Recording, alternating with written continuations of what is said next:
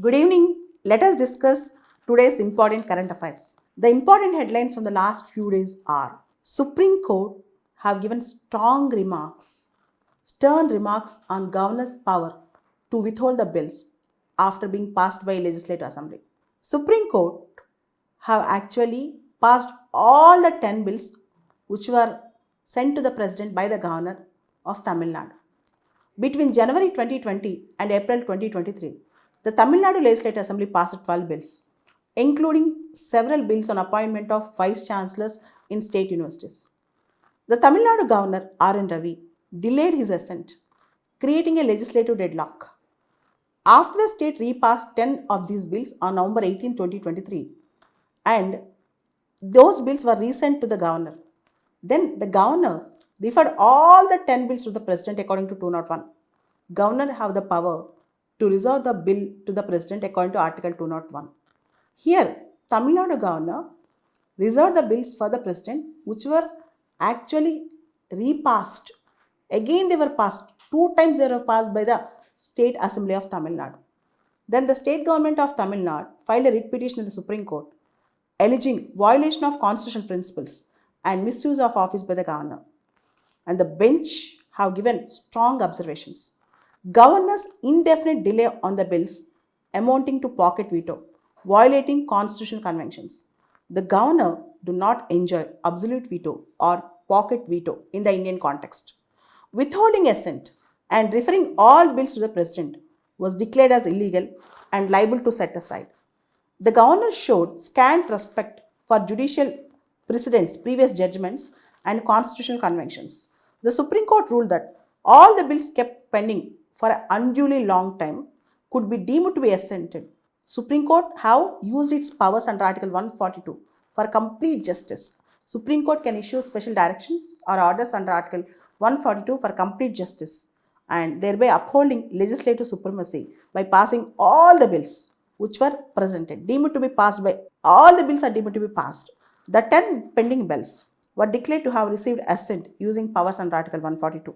Certain time limits, as you all know in Article 200, which deals with assent of the bills by the governor, there is no time frame mentioned for the governor to pass the bills.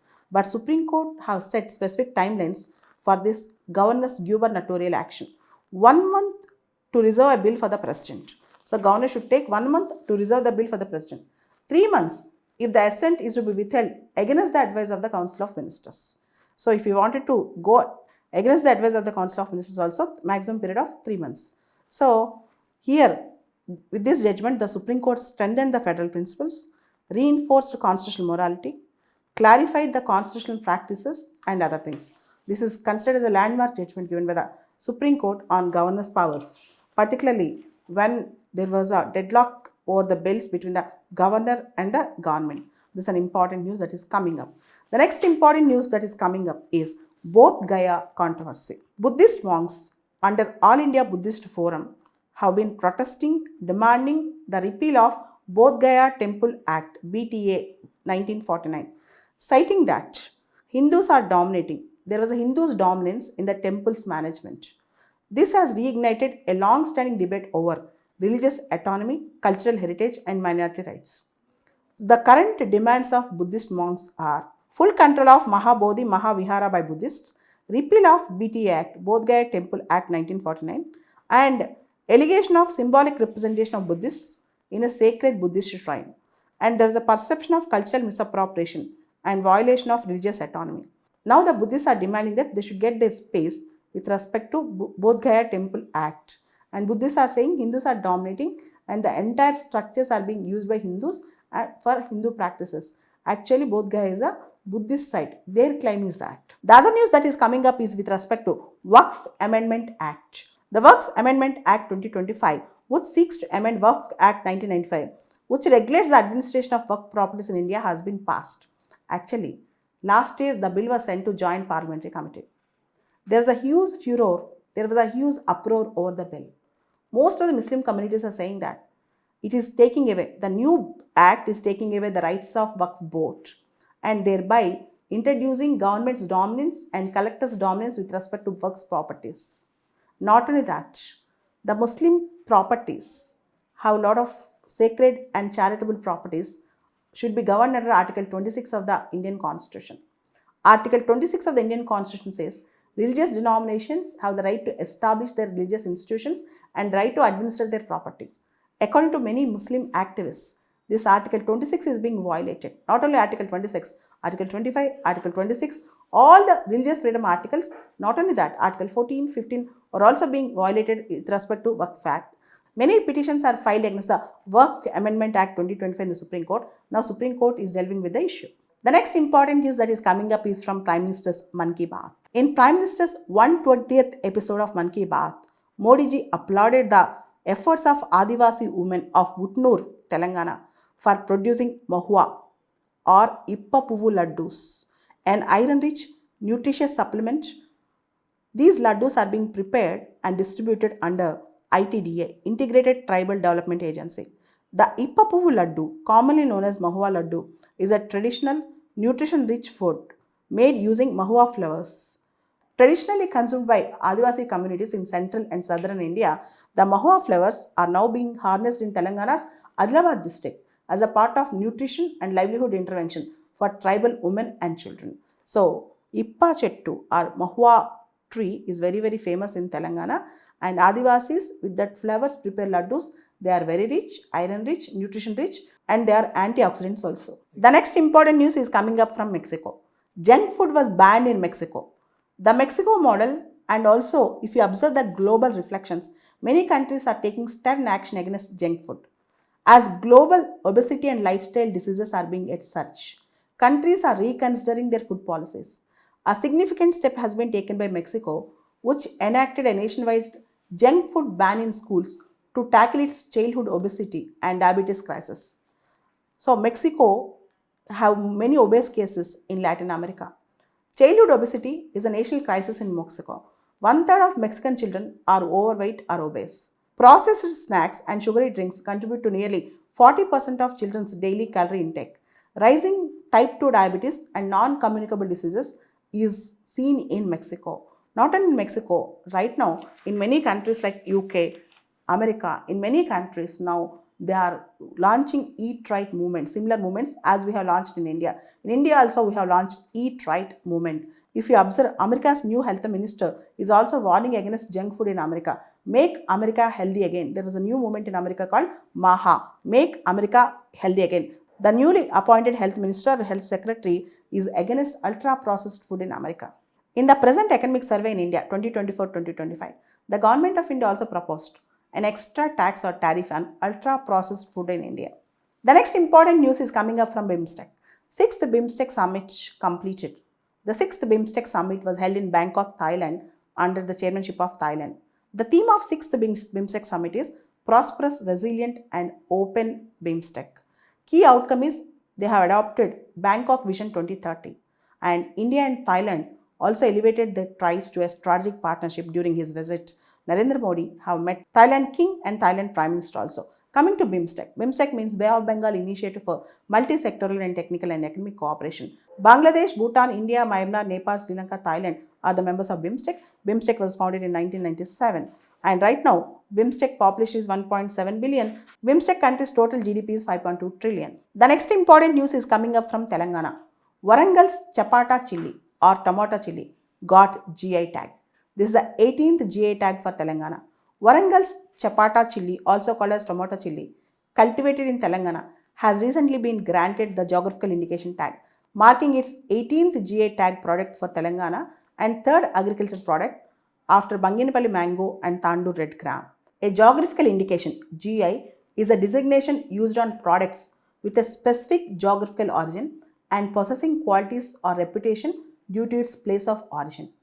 In India, GI registration is governed under Geographical Indications of Goods Registration and Protection Act 1999 and is compliant with the WTO's TRIPS agreement. Warangal Chapata chili or tomato chili got its GI tag, also known as tomato chili, the Chapata chili, due to its bright red color and round tomato-like shape. It is also called as tomato chili. It is relatively less pungent, making it suitable for flavoring without intense heat. So, the Chapata chili, Warangal's tomato chili got GI tags. Very important thing which we need to remember. Coming to other important thing, now Supreme Court judges are going to declare their assets in the website. Generally, the Supreme Court judges, they have to submit their assets and liabilities to the CJI, Chief Justice of India. But from now on, the Supreme Court judges are going to upload their properties in the Supreme Court website. In a landmark move, the Supreme Court of India resolved on April 1st, 2025, during a full court meeting, that all the judges, including the Chief Justice of India, will publicly declare their assets. This comes in the backdrop of a controversy involving large sums of unaccounted money found at a residence of Delhi High Court Judge Yashwant Verma, triggering discussions on judicial accountability. Actually, there was a historical and ethical framework that was framed. Restatement of Values of Judicial Life 1997 is very, very important. During these values, they have mentioned that the judges also should declare their assets. But most of the judges, they submit the assets to the CJI without being published in the website. Now, they have planned to publish all their assets into website so that there will be judicial standards, financial discipline, and there will be trustworthiness among the people also. This is also very important.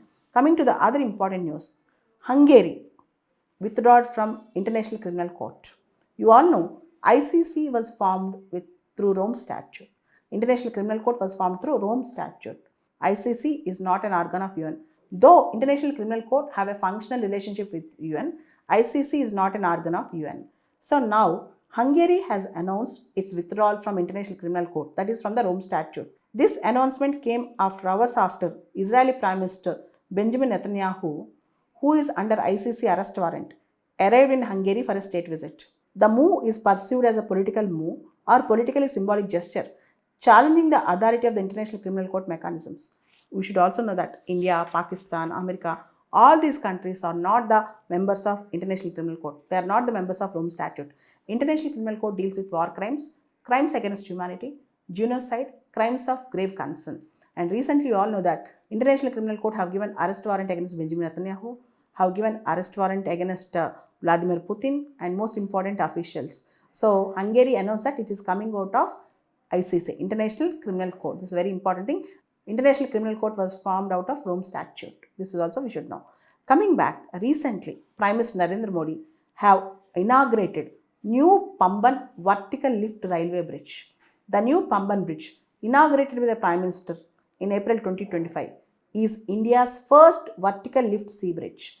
It connects small island Rameshwaram to the mainland Tamil Nadu across the Park Strait, and it is a significant step towards India's transportation infrastructure, engineering innovation and cultural integration. A vertical lift railway sea bridge is a bridge whose span rises vertically while remaining parallel with the deck so that the ships can pass underneath.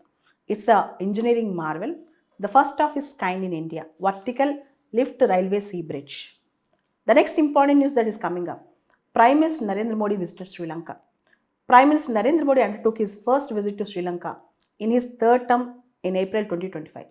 It was the first official visit by any foreign leader after the new Sri Lankan president Anura Kumara Dissanayake assumed his office in 2024. The visit is strategically, economically and politically important. India and Sri Lanka have signed 7 MOUs with respect to defense cooperation, energy, digital infrastructure, health and trade. India and Sri Lanka have made a first defense agreement since IPKF withdrawal in 1987. You all know, in 1987, Rajiv Gandhi government at that time have sent Indian peacekeeping force. After his withdrawal, the first India-Sri Lanka defense agreement have come up again. And there was a digital infrastructure partnership that was agreed between India and Sri Lanka. Energy cooperation also agreed between India and Sri Lanka. The Prime Minister of India particularly raised the issue of fishermen. PM Modi secured Sri Lanka's agreement on the immediate release of Indian fishermen on their boats. The very important thing is, Sri Lankan President Anura Kumara Dissanayake announced that Sri Lankan government will never allow to use the Sri Lankan territory. The Sri Lankan government have given the topmost civilian award to Modi ji, Mitra Vibhushana Award. This is prestigious for India also. Sri Lankan government have issued the topmost award, Mitra Vibhushana. Prime Minister Modi ji was conferred with Sri Lanka's highest civilian award, recognizing his efforts in strengthening India-Sri Lanka ties. And the most important thing is recognizing India-Sri Lanka ties. With respect to India-Sri Lanka relations, India has converted over $100 million of loan into grant. This is a good news for Sri Lanka. India also agreed to lower interest rates on outstanding loans to Sri Lanka. Indian President Draupadi Murmu is on two-nation tour. Particularly, India-Portugal relations are in news. India-Slovakia relations are in news. Right now, she is in Slovakia. She completed her Portugal visit. President Draupadi Murmu undertook a state visit to Portugal in April. The visit marks the 50th anniversary of the re-establishment of diplomatic relations between India and Portugal, which resumed in 1974 after the Coronation Revolution in Portugal. With respect to areas of bilateral cooperation between India and Portugal, trade and economy, green and renewable energy, information technology, skilled mobility, all these things, particularly cultural diplomacy, is very famous between India and Portugal. And President Murmu have given a tribute at the tomb of Luís Vaz de Camões, a prominent Portuguese poet. Luís Vaz de Camões. The most important international news in this week is Trump's tariffs, Donald Trump's retaliatory tariffs. And right now, Donald Trump have levied earlier 54% tariffs on China. Now today it was increased to 104%. So Trump was very angry that China have retaliated with tariffs. For that reason, Trump have doubled the tariffs on China. Right now, China has to face the tariff of 104%. And UK Prime Minister Keir Starmer declared that there is an end for globalization amid US tariff surge. UK Prime Minister Keir Starmer declared the end of globalization era, acknowledging the failures of post-Cold War global economic model. This comes in response to the policy signals from US President Donald Trump. Imposition of minimum 10% flat baseline tariffs on all imports. It might go up to 50% also. With respect to China, it crossed 100%. And his entire tariff war aimed to protect his domestic manufacturing. And Trump characterized this as Liberation Day and economic revolution, whereas UK Prime Minister said it is nothing but end of globalization. And more number of blocs and alliances will come up rather than the rules of globalization. So many countries are now trying to divert their trade, trying to bargain with America. But let's wait how America is going to respond for this. But Trump looks happy, very happy, and he says America is going to see glorious period again. Coming to the other important news from UAE, Dubai's crown prince Sheikh Hamdan bin Mohammed Al Maktoum is in India. He is in 2-day visit to India. You all know that UAE is the third largest trade partner with India. And UAE is very, very important for India with respect to oil. Our present trade is around $85 billion. And we are planning to have $100 billion non-oil trade with UAE. Almost 35% population in UAE are Indian origin. Almost more than 43 lakh population in UAE are Indians. So India-UAE relations. India and UAE are in I2U2. India, Israel, USA and UAE. And India-UAE relations are also boosting up with respect to BRICS. Recently, UAE also joined BRICS. And Sheikh Hamdan, who was the crown prince of Dubai, he's also the defense minister of Dubai. It's very important. He's also the defense minister of UAE. This was the Sheikh Hamdan's first official visit to India as a crown prince of Dubai. He is accompanied by a delegation comprising of several UAE ministers, senior officials and high-level business contingent. On April 8th, the Supreme Court of India said that there is a complete breakdown of rule of law in Uttar Pradesh. The Supreme Court on April 8th said that there is a complete breakdown of rule of law in UP after coming across FIRs filed by the state police in civil cases. In UP, there is an issue. Many civil cases are being filed as FIRs, as criminal cases. And the Supreme Court asked why. And Supreme Court irked by the answer given by the lawyer. The lawyer said, because it's very difficult and time lagging, delayed process in civil cases, we are filing FIRs. This is too pathetic an answer. A bench comprising of CJ and other judges said that there is a complete breakdown of rule of law in UP, converting civil matters into criminal cases, which is not at all acceptable. The bench further asked, just because civil cases take too long, you will file an FIR and set the criminal law in motion. Is it not wrong? The bench asked. The bench got irritated and bench also said that this is wrong to file criminal cases with respect to civil matters. There is a good news from RBI. The Monetary Policy Committee reduced the repo rate to 25 basis points. That is, right now the repo rate is 6% to boost the economic activity. So, if interest rates are reduced, more circulation of money in the market, more economic growth. At present in India, there was a low level of liquidity. So to support the liquidity in the market, interest rates were reduced. RBI is showing accommodative stance instead of neutral stance. On the one side, there was a fear of Trump tariffs and recession in the world. The global supply chains, the global growth rates are going to see a flip side. Now RBI have taken an accommodative stance with respect to monetary policy rather than a neutral stance. The Reserve Bank of India have revised its GDP growth forecast for the upcoming fiscal year from 6.7% to 6.5%, citing economic headwinds. And right now, inflation is also stable. So RBI is focusing on growth.